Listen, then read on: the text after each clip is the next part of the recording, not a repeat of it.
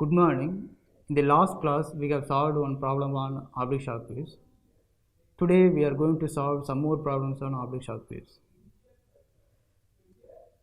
Problem number 2. A supersonic flow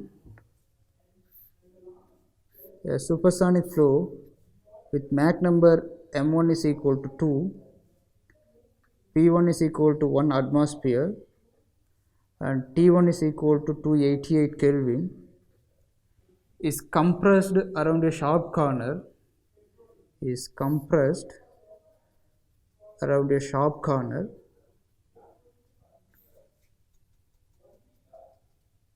through a deflection angle of 20 degree. So here the theta is equal to 20 degree.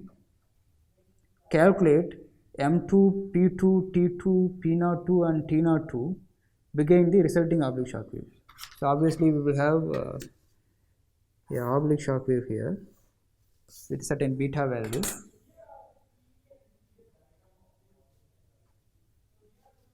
So we need to calculate M2, P2, T2 and T2, P02 and T02 values. Let's say this is region 1 and this is region 2. So first of all, we should have a beta value to calculate the normal components. So for that I am going to refer oblique shock wave table. So from oblique shock wave table for gamma is equal to 1.4, m1 is equal to 2 and theta is equal to 20 degree. So if we refer, we will get beta as 53.42 degree. Now we can calculate the normal component of upstream flow. So mn1 is equal to m1 sin beta, where m1 is 2 sin of 53.42 degree. So this is equal to 1.606. Now we can consider the case into a normal shock wave case, so where mn1 is equal to 1.606. This pressure ratio P2n by Pn1 will be equal to P2 by P1 of actual case. So all the flow properties variation is only due to the normal component that we know. Now I can refer normal shock wave table. So then from normal shock wave table,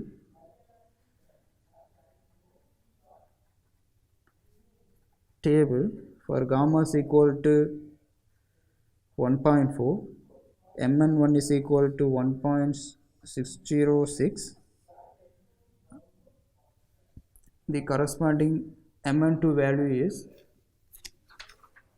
0.668. Then P2 by P1 is equal to 2.82. Then T2 by T1 is equal to 1.388. Then P02 divided by P01 is equal to 0.895. First we will calculate M2 value. So from the trigonometric relation, M2 is equal to M2n divided by sine of beta minus theta. So after the substitution and calculation, we will get M2 as 1.21.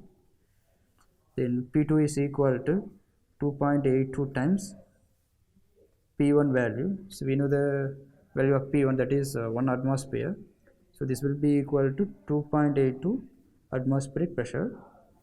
Then from this ratio, T2 is equal to 1.388 times T1. So we know the value of T1, that is 288 Kelvin.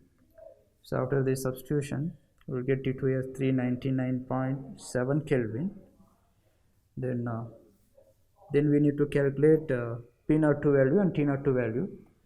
From stagnation isentropic relation, we can write T02 as this is equal to T2 into 1 plus gamma minus 1 by 2 m2 square. So we know the value of T2 and m2. So after the substitution and calculation, we will get T02 as 518.4 Kelvin, or else we can calculate from state point 1 properties. We know that the flow process across this oblique shock waves is an adiabatic process. So T01 is equal to T02. So in terms of state 1 properties, this is equal to T1 into 1 plus gamma minus 1 by 2 m1 square. So if we substitute and calculate, we will get the same value. So 518.4 Kelvin. Similarly, we need to calculate stagnation pressure from same stagnation isentropic relation. P02 is equal to P2 into 1 plus gamma minus 1 by 2 m2 square whole power gamma by gamma minus 1. So after the calculation, we will get P02 as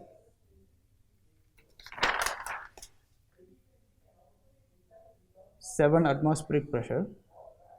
Similarly, we can calculate it from this ratio. P02 divided by P01 is equal to 0.895. So if you use this ratio to calculate P02, so you will get P02 as 0.895 times P01. So this is equal to, so again from stagnation isentropic relation, this P02 value is equal to 0.895 times P1 into 1 plus gamma minus 1 by 2 m1 square whole power gamma by gamma minus 1. This will yield the same P02 value, that is 7 atmospheric pressure. Problem number 3. Consider an oblique shock wave. So let us consider an oblique shock wave with a wave angle of 30 degree. So let us consider an oblique shock wave with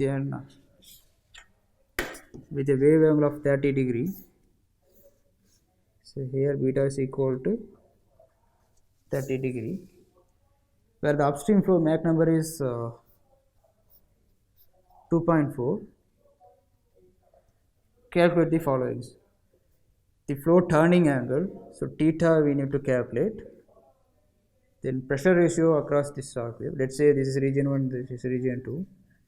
So P2 by P1 value we need to calculate.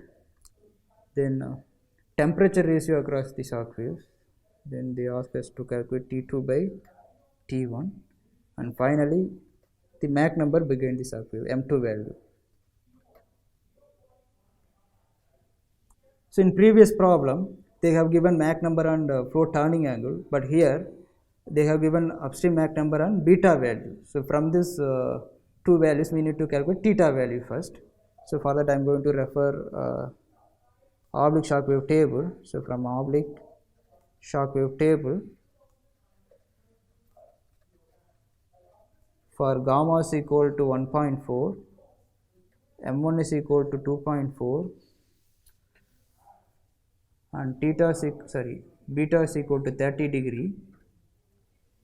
So we can refer theta as 6.5 degree.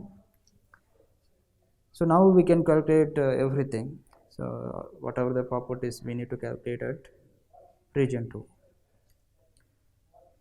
So for that I need a normal velocity component of upstream flow. This is equal to m1 sine beta. So after the substitution I will get m11 is equal to 1.2. Then from, as usual, normal shock wave table for gamma is equal to 1.4 and mn1 is equal to 1.2, you can get mn2 value, so that is 0.8422 and P2 by P1 as 1.513 and T2 by T1 as 1.128.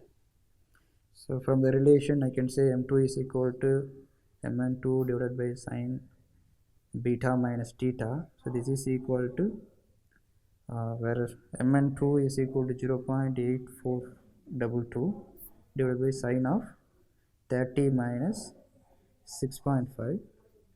So I will get m2 as 2.11.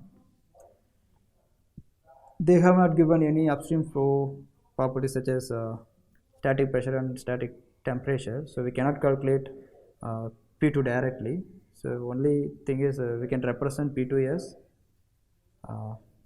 1.513 times P1 and T2 as 1.128 times T1. Problem number 4. An oblique shock wave in air causes an entropy increase of 11.5 joule per kg Kelvin.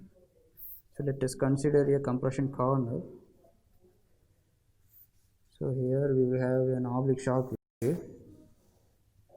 So let's say this is region 1 and this is region 2. The entropy change across the shock wave is S2 minus S1 is equal to 11.5 joule per kg Kelvin. If the shock wave angle is 20 degree, so here the beta value is equal to 25 degree. Determine the Mach number head of the shock and the flow deflection angle. So we need to calculate M1 value and theta value. The only thing that relates region 1 and region 2 is entropy increment. So we know from normal shock wave relation, S2 minus S1 is equal to minus R log P02 divided by P01. So from this relation I can calculate P02 divided by P01 value. So that will be equal to P02 divided by P01 is equal to so ln of P02 divided by P01 is equal to S2 minus S1 divided by minus R. So here we need to calculate, we need to take anti-log. So P02 divided by P01 is equal to e power minus of S2 minus S1 divided by R. So e power minus S2 minus S1 is 11.5 joule per kg Kelvin. We know the R value of air, that is 287 joule per Kelvin. So after the calculation we will get P02 divided by P01 as 0.9607. Now we can refer from a normal shock wave table. So what will be the upstream Mach number? Upstream Mach number, that is normal component. So from normal shock wave table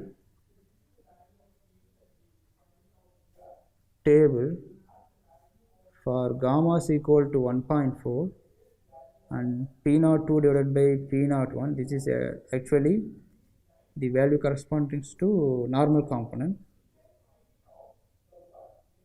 So this is equal to 0.9607. So for this the upstream Mach number will be 1.39.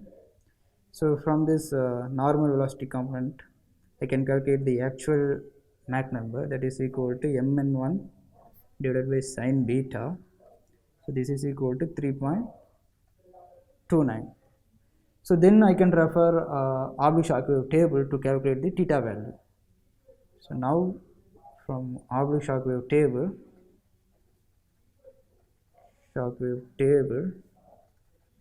for gamma is equal to 1.4, then m1 is equal to 3.29, beta is equal to 25 degree.